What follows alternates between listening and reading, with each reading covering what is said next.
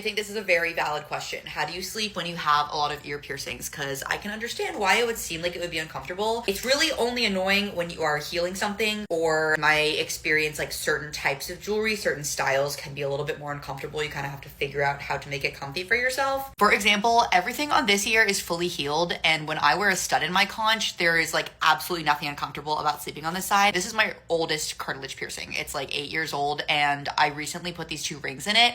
It was a little bit sore for a few days, and then even after that, once the ring kind of settled in there, because I stretched it this tiny bit to put 2 rings in, it is a little bit uncomfortable to sleep on sometimes, which conches are one of those piercings that I typically tell clients, hey, even for a fully healed conch, it can be a little bit uncomfortable to sleep on a ring. So like you might want to test out like a cost-effective one before you ball out on something really expensive to put in there before testing out sleeping on it. Everybody's body is different though. There are little tiny changes that can make things a lot more comfortable sometimes depending on your body. I found that if I flip these rings up this way, it's comfy to sleep on totally fine. Do you prefer to use a piercing pillow? I finally tried one like a year and a half ago. Any sort of pillow that has a hole in the center. Some people use just like a travel pillow, or you can buy specific piercing pillows.